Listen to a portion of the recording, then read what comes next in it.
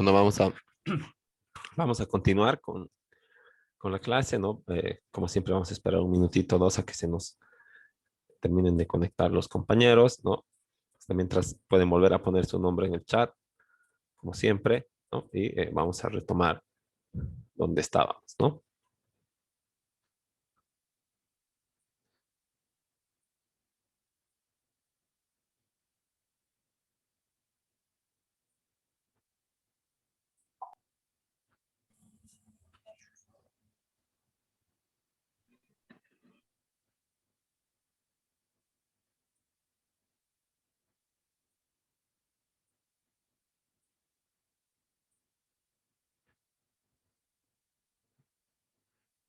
Bueno, entonces vamos retomando, estábamos viendo lo que es el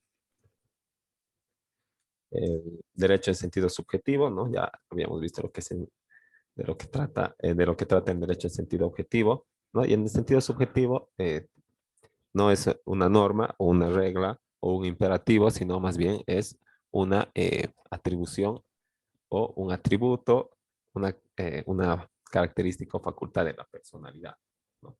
En este sentido, se habla del derecho, del derecho en este enfoque, con expresiones como tengo derecho a decir lo que pienso, o los ciudadanos tienen derecho, o es mi derecho, ¿verdad?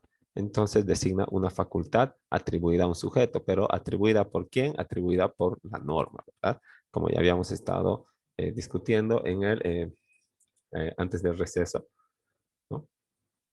Y entonces, para referirnos al derecho como atribución, deberíamos, para hacerlo apropiadamente, decir derecho en sentido subjetivo o derecho subjetivo, ¿no? El,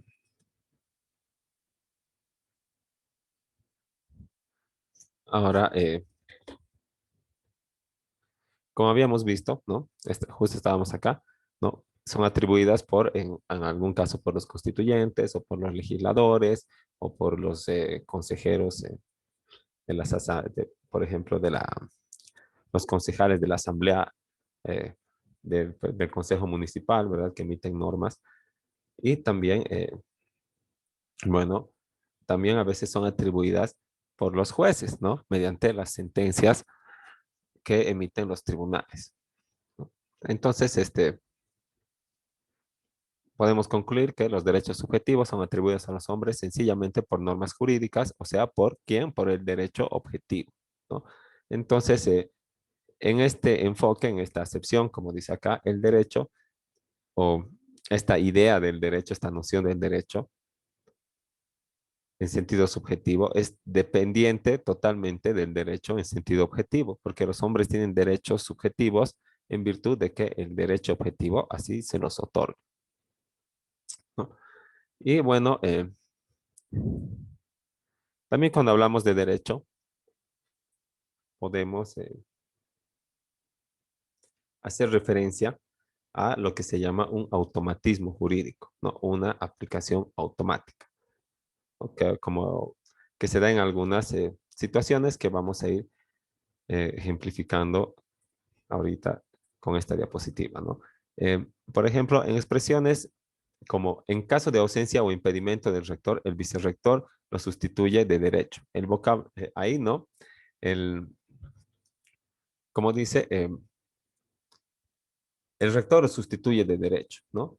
O, por ejemplo, en ausencia del presidente, el vicepresidente lo sustituye en derecho, o por derecho, o de derecho, como dice acá, ¿verdad? Eh, o una expresión muy común que usamos en nuestros contratos, en nuestras minutas, en todo lo que firmamos, que alguna vez seguramente alguno de ustedes ha firmado o va a firmar, ¿no? Va a estar su nombre y después va a decir mayor de edad, hábil por derecho, ¿no? Entonces no estamos diciendo hábil no estamos haciendo referencia, digamos, a, eh,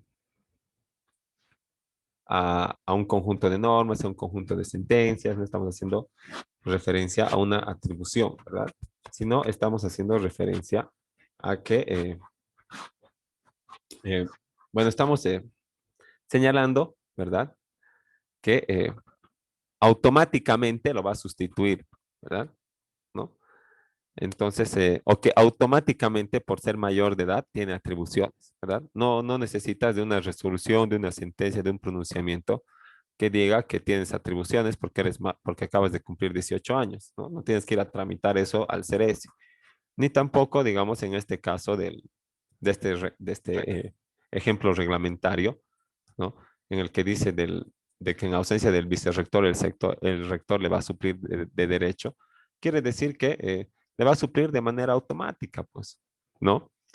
No va a necesitar de una sentencia, de una resolución o de una, en su caso, de una asamblea extraordinaria, ¿verdad? Que le designe rector al vicerrector, ¿no? Entonces, más o menos quiere decir lo siguiente, dice, automáticamente, ¿no? Toda vez que el rector esté ausente o impedido, el vicerrector automáticamente toma su puesto y ejerce sus funciones. Automáticamente, es decir, sin que sea necesaria la intervención de alguien, o sea, de una resolución o una sentencia o algo análogo, similar, tal vez un acta eh, de Asamblea General Ordinaria o Extraordinaria, en donde al vicerrector se lo designa el rector, ¿no?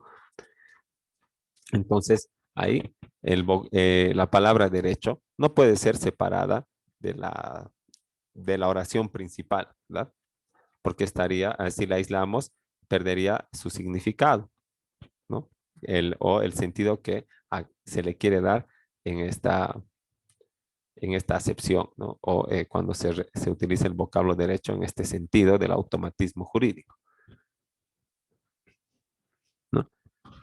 Entonces, pero sin embargo, ¿verdad? Y sin lugar a dudas, esta noción de derecho que tiene que ver con el automatismo, también es dependiente de la primera noción de derecho, o sea, del derecho en sentido objetivo, ¿verdad?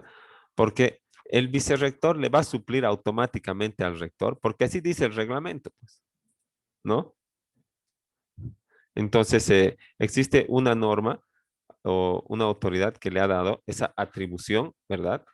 De que automáticamente se sustituya de esta manera, ¿no? Entonces, así está establecido por una norma jurídica, o sea, por parte del derecho objetivo, ¿no? Entonces, depende de, ¿verdad? El automatismo depende del derecho objetivo. Entonces, bueno, esos son los sentidos que se le da a la palabra o a la noción, a la acepción del derecho, ¿no? Por lo que, digamos, podemos confirmar, ¿no? Otra vez que este instituto este objeto de estudio que es el derecho, ¿verdad? No puede ser fácilmente precisado porque no existe una idea comúnmente aceptada o una definición general de lo que podemos entender como derecho. Varía de acuerdo al enfoque, varía de acuerdo al sistema jurídico y puede variar también de acuerdo a la época a la que nos estamos refiriendo, ¿no? Entonces, esto por el carácter mutable, por el desarrollo de las relaciones jurídicas y todo lo que ya habíamos señalado en un principio, ¿no? Ahora vamos a ir viendo, digamos, lo que señala algunos autores, algunos filósofos del derecho y cómo conciben al derecho y al final cómo intentan definirlo, ¿no? Como John Locke, como Emmanuel Kant y como Hans Kelsen, ¿no?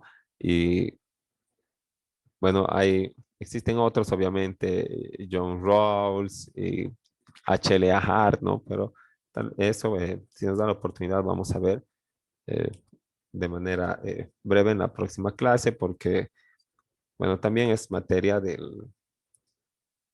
la asignatura de argumentación jurídica, ¿no? Y es bien interesante, pero vamos a ir dando las primeras nociones, ¿no? Vamos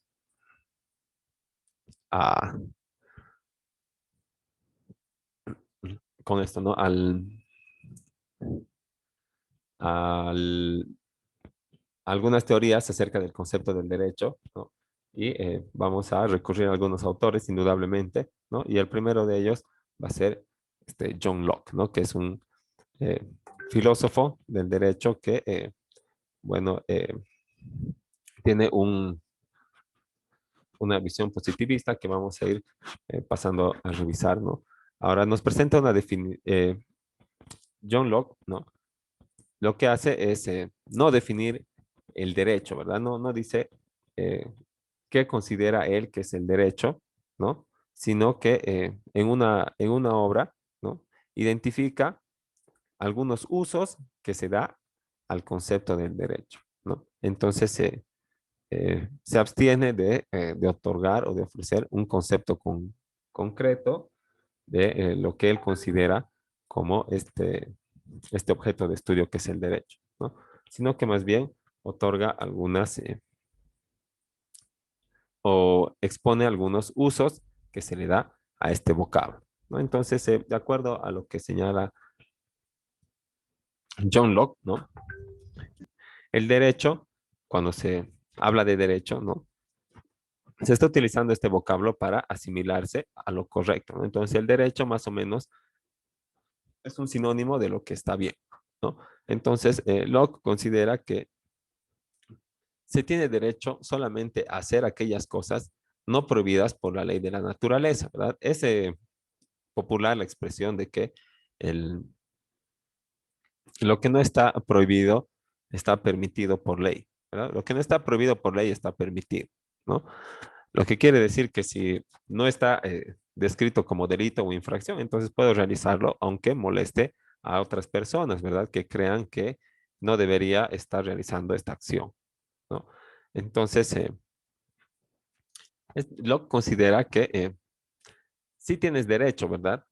Eh, pero a hacer lo que creas conveniente, pero el límite de tu derecho es la ley de la naturaleza, o sea, el, la ley natural, ¿no? Como habíamos revisado en el primer o segundo tema, pero desde el punto de vista racional, ¿verdad? La ley natural del, concebida por la razón del hombre. Ya no estamos hablando de la ley natural de origen divino, ¿verdad? Sino de la ley de la razón natural, ¿no?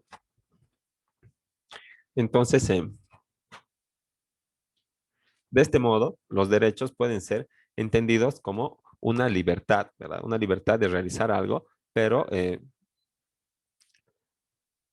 realizar algo sin ningún otro deber más que el de respetar la ley de la naturaleza, ¿no? Y según la ley de la naturaleza, por ejemplo, los hombres tienen derecho a apropiarse del fruto de su trabajo, ¿no? Esa es una ley natural, ¿verdad?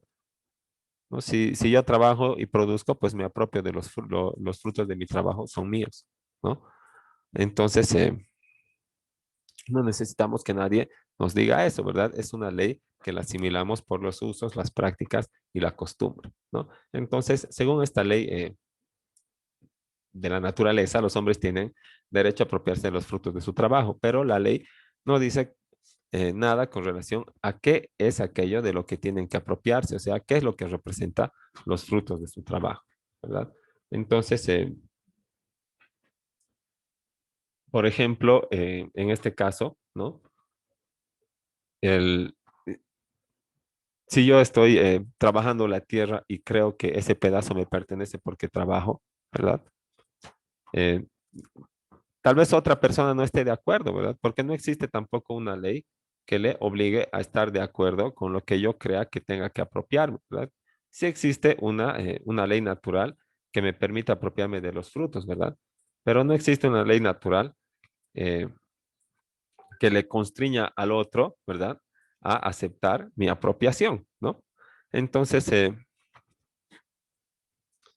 este, eh, digamos, ejercicio, digamos, de los derechos, ¿no? Podría llegar a causar un conflicto si no se establecería el límite de la ley natural. Y Locke, o John Locke, se refiere, ¿no? A su vez a los derechos como un poder moral que altera la situación de derechos o deberes de otros, ¿no? Entonces, un poder moral de realizar lo que, eh, eh, lo que de acuerdo a mi voluntad eh, prefiera hacer, ¿verdad? O no hacer en su caso, ¿no? Entonces, este poder moral, ¿verdad? Eh, Cuando se ejerce, el- y de acuerdo a nuestro ejemplo, nos apropiamos de los frutos, ¿no? Crean derechos y deberes que antes no existían. A mi favor, crea el derecho de propiedad mío sobre el de esos frutos, ¿verdad? Y crea el deber de los demás de no perturbar mi derecho propietario, ¿no? Entonces, el hombre, eh, por lo tanto, digamos, eh, puede apropiarse de determinadas cosas, ¿no? Pero no puede decirse que exista el deber de permitirme o de que los otros permitan que yo me apropie de determinado bien, ¿no? Entonces, si no existirían los deberes que surgen, ¿no? Una vez constituido el derecho, ¿verdad? Existiría caos, no existiría orden, porque todos creerían tener el mismo derecho sobre las mismas cosas. Por ejemplo, el derecho de propiedad, ¿no? Entonces, necesariamente tiene que existir el deber, ¿verdad? Como un límite para asegurar el ejercicio de los derechos, ¿no? Entonces, Locke hace referencia a, a la existencia de los derechos, pero en una correlación directa con los deberes, ¿verdad? Y es lo que estamos más o menos también aprendiendo, ¿verdad? Cada derecho conlleva una obligación correlativa, ¿no? Ahora,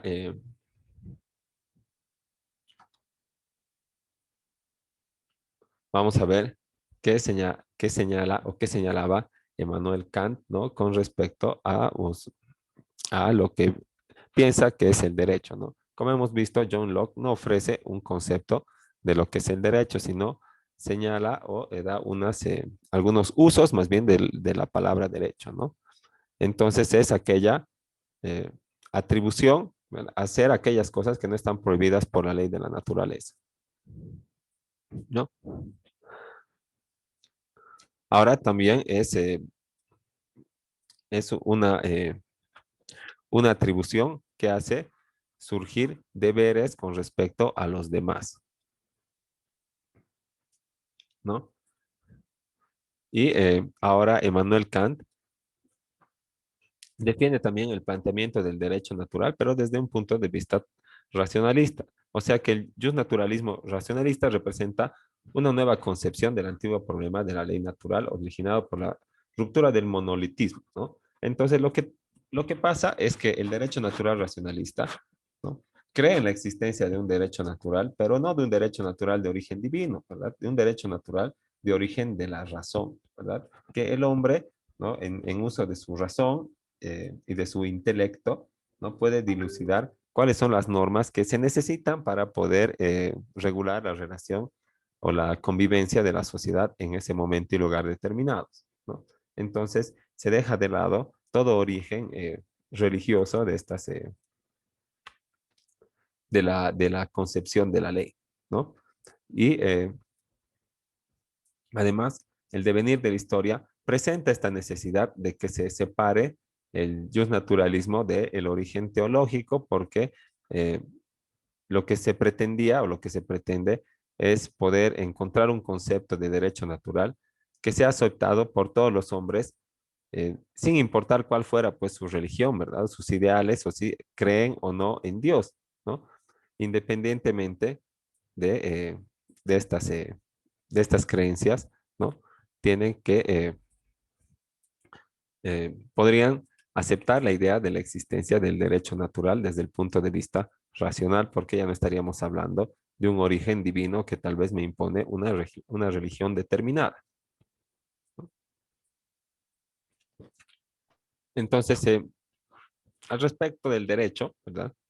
O como su teoría del derecho, Manuel Kant establece que el derecho es el concepto de las condiciones bajo las cuales pueden ser unidos el árbitro de uno con el árbitro de otro según la ley general de libertad, ¿no? Es un poco, digamos, confuso, pero está todo ahí, ¿no? El derecho, dice, es un concepto, ¿verdad? Es una idea eh, de, de las condiciones, dice, de las características necesarias mediante las cuales pueden ser unidos, ¿qué cosa? La libre elección de uno, lo que uno quiera hacer con lo que el otro quiere hacer, ¿verdad? Mediante el derecho puede unirse o pueden convivir, ¿verdad? Lo que a mí me da la gana y lo que a vos te da la gana, ¿no ve? Porque sabemos que hay un límite y que hay una ley, ¿verdad? Que, por ejemplo, no te puedo matar, pues, ¿verdad? No te puedo causar lesiones, no te puedo quitar tus bienes, ¿no? Te puedo odiar ya con toda mi alma, ¿no ve? Y desearte lo peor y que y que a lo mejor se cumpla, pero no puedo efectivamente causarte un daño, ¿no? Entonces, ahí, ¿no? Y tal vez tú igual te caigo mal y todo lo demás, entonces piensas lo peor, pero también te limitas porque no quieres eh, que ser objeto de consecuencias legales, ¿no? Entonces, ¿qué pasa? Eh, Mediante el derecho, ¿verdad?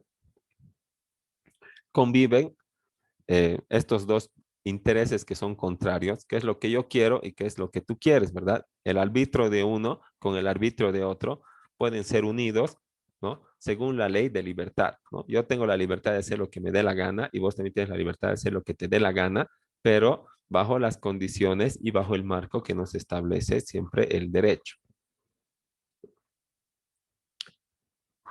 Ahora, eh, la ley general, ¿verdad?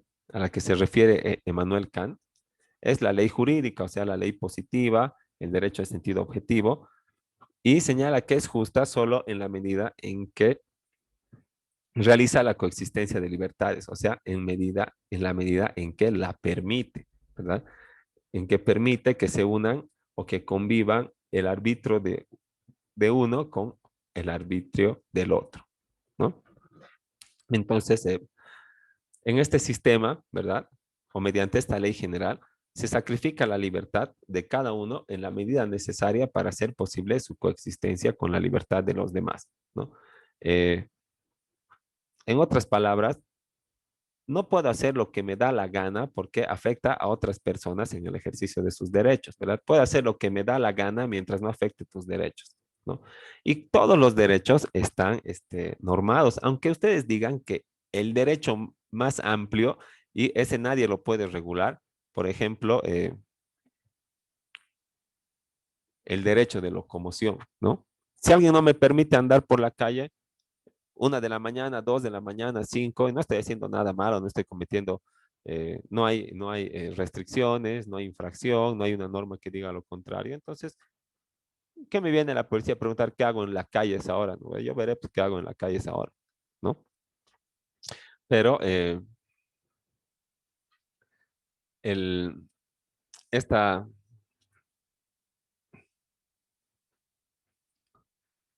digamos, este ejercicio del derecho de locomoción, ¿no?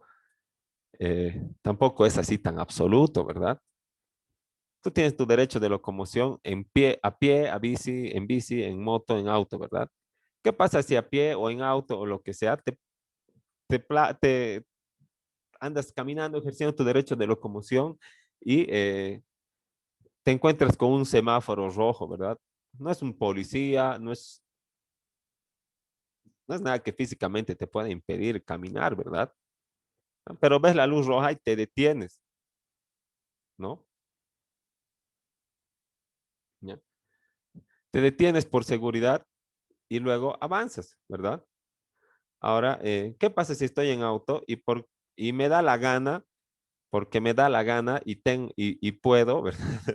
Porque me da la gana, agarro, me giro en U o me doy la vuelta en O, lo que sea, y me voy contra flecha a la heroína y además sin respetar los semáforos. Y me para la policía y le digo, "Ch, ¿qué te pasa? Tengo mi derecho de locomoción y qué me importa, está en la Constitución y yo voy a andar por donde me dé la gana. ¿Sí?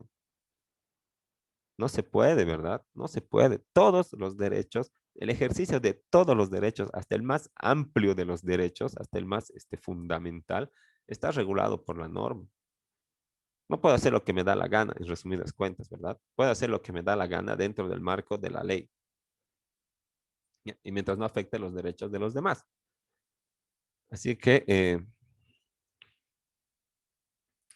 como dice acá, ¿no? Se sacrifica la libertad de cada uno en la medida necesaria para hacer posible la coexistencia con la libertad de los demás. Todas las libertades tienen que coexistir al mismo tiempo sin afectar los derechos fundamentales de los titulares de estas libertades.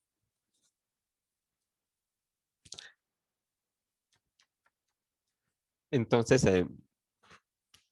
el derecho para Kant está unido con la potestad de obligar, de obligarte a que no afectes mis derechos y obligarme a mí a que yo no afecte los tuyos, ¿verdad? Porque si llego a afectar tus derechos con el ejercicio de mis libertades, voy a tener consecuencia y tú lo propio, ¿no? Así, pues, el derecho señala y la facultad de obligar son la misma cosa, ¿no? Porque lo que me obligue a mí, ¿verdad? A no perturbar tu libertad y lo que te obliga a vos a no perturbar la mía va a ser una norma, ¿no? Y volvemos otra vez a la necesaria relación con la concepción del derecho en sentido objetivo. Ahora, también Emmanuel Kant, ¿no? Señala que el concepto del derecho es un concepto orientado a la práctica con una doble perspectiva, ¿no? Entonces no es un concepto doctrinal ni teórico, sino más bien es una idea, una noción práctica, ¿no? Con la perspectiva de que no se trata de un concepto empírico, o sea, no proviene de la experiencia, sino proviene de la razón, ¿verdad? Del razonamiento humano, ¿no? Y este concepto se refiere a la libertad exterior en la convivencia, ¿no? Entonces, este concepto tiene que tener siempre connotaciones prácticas que hagan posible esta libertad. Son un medio para conseguir un fin, ¿verdad? Para conseguir el fin de la convivencia pacífica de todas las libertades, ¿no? Entonces, el derecho no es un sistema fortuito o arbitrario que crean los hombres, ¿verdad? Sino es más bien algo necesario para lograr esta convivencia. Es, como les digo, un medio para la realización de un fin o para lograr un fin, ¿no? Entonces, podemos señalar, ¿no? Para concluir, que el derecho se ordena a la libertad, ¿verdad? El derecho, ¿no? Tiene que aspirar a asegurar o a preservar la coexistencia de libertades, ¿no? Entonces, el derecho tiene que crearse en función a la libertad, ¿no? O tiene que dictarse las normas y las leyes en función a la libertad, ¿no? Mientras que la coacción, o sea, eh, la sanción que se impone por el incumplimiento de la ley, se crea o se ordena o está establecida para impedir cualquier estorbo a la libertad, en razón de que esta libertad es el único derecho original que al hombre le corresponde de acuerdo a su naturaleza, ¿no? Es lo que señala Emmanuel Kant, ¿no? Entonces, el derecho o el conjunto de normas tiene que estar eh, emitido de acuerdo a la libertad o a lograr el mejor ejercicio en la convivencia de libertades de todos, ¿no? Y la coacción, o sea, el elemento obligatorio o la amenaza de la sanción al incumplimiento, lo que intenta es impedir que estas libertades eh, que el ejercicio de las libertades sea, eh, no pueda convivir, no pueda coexistir, ¿verdad? Una libertad con otra. Entonces, para poder lograr que convivan todas las libertades, se necesita el elemento de la coacción, ¿verdad? Amenazar con una sanción en caso de que incumplas o faltes o, o restringas los derechos de los demás, ¿no? El derecho de hacer lo que le esté permitido sin todo lo que quiera, ¿verdad? Dentro del marco legal, sin estorbar los derechos de los demás, ¿no? Porque esta libertad es el único derecho que es originario del hombre. Eso señala Emmanuel Kant, ¿no? Entonces, todo gira en torno a un concepto práctico, ¿verdad? que se quiere lograr la coexistencia de libertades, ¿no? Ese es el fin, ¿no? Y el medio son las normas, el conjunto de normas y reglas que se establecen por autoridad competente y que son obligatorias y a su incumplimiento amenazan con una sanción, ¿no? Solamente para lograr este fin que es la coexistencia de las libertades. Entonces, ya se nos va a acabar el tiempo. Ahorita otra vez vamos a quedar ahí, ¿no? No se olviden, por favor, revisar la plataforma y hacer la tarea eh, eh, como les decía, cargada ahí. El- Lijen, ¿puede explicar más o menos cómo es la tarea? Eso estaba pasando a ver ahorita. Sí, ahorita el que entre acá.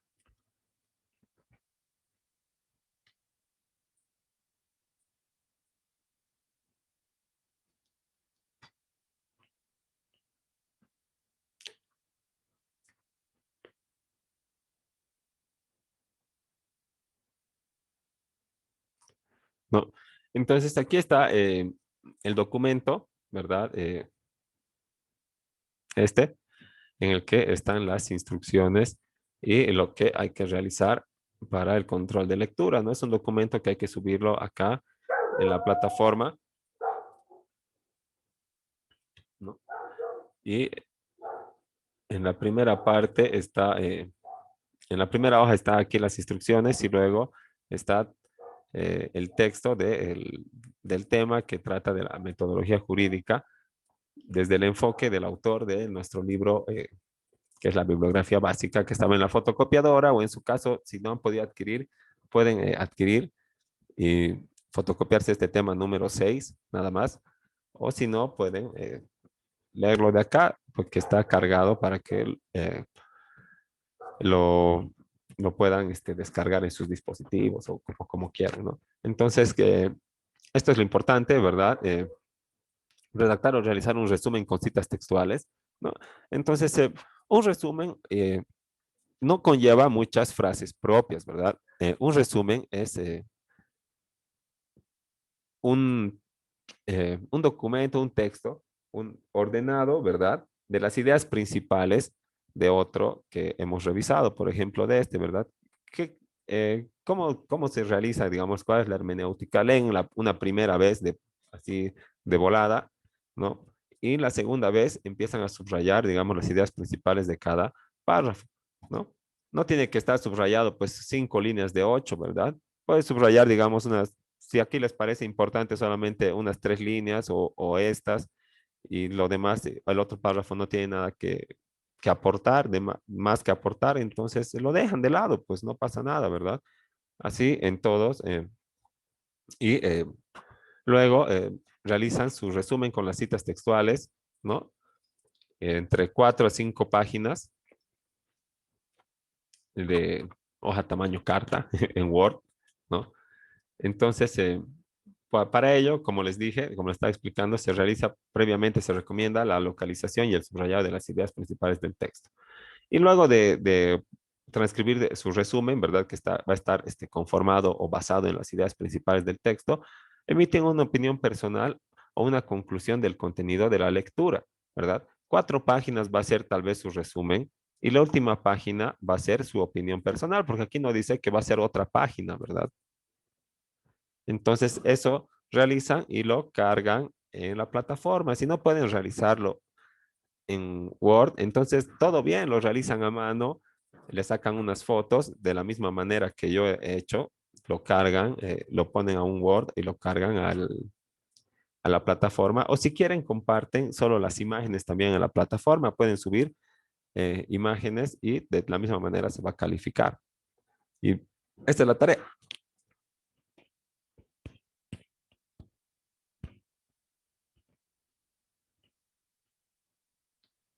¿Para cuándo es la entrega, Lice? Estaba programado para una semana. Ahorita vamos a ver la fecha, ¿no?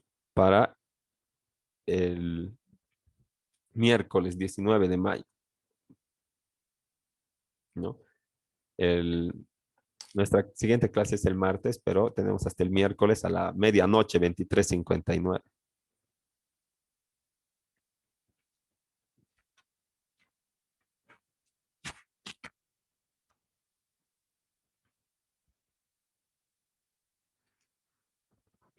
Entonces, si no tienen... Dice, sí, este es el primer trabajo que va a contar para sumar la nota para el segundo parcial. sí, sí, efectivamente. Ah, ya, gracias, Lice. Ok, entonces, Lice, había una tarea, control de lectura anteriormente, eso igual yo lo he revisado. ¿cuál? Ahorita vamos a ver si a ver, vamos a ver. Aquí está el primer parcial. No, tienes razón. Tenemos la primera y la segunda parte del tema 5 son para el segundo parcial y cada una tiene su propio trabajo, ¿verdad? Tiene esta práctica del tema número 5, ¿no? Y también la segunda parte, lo que estamos ahora realizando, el control de lectura, ¿no? Si no han logrado subir la primera parte, eh, también logrenlo, pues y si está tarde, no quiere decir que va a valer igual que los que han presentado, ¿verdad? Eh, dentro del plazo, sino que va a valer una fracción de la nota, pero algo es mejor que nada, ¿verdad? Entonces, si se atrasan, tampoco se desanimen ni digan, ya no voy a hacer, ¿no? Porque eh, pueden presentarlo por una fracción de la nota, ¿no? Siempre y cuando no esté muy retrasado, pues, ¿no? Entonces, ese advertido más para que tal vez puedan subir algunos trabajos que están con un poquito de plazo vencido, ¿no? O cuando se hagan vencer, igual cárguenlo con un poquito de plazo vencido para poder obtener una fracción de la nota. Hasta la siguiente clase, como la anterior tarea se puede, ¿no, Lice? Está hasta el miércoles, ¿no? Nuestra siguiente clase es el martes, pero está hasta el miércoles a las 23:59. Si tienes el miércoles hasta medianoche. Bueno, Lice. Ok, entonces quedamos ahí y nos vemos la siguiente clase que es el martes. Hasta luego. Chao, Hasta luego, Lice. Lice. Hasta luego. Hasta luego.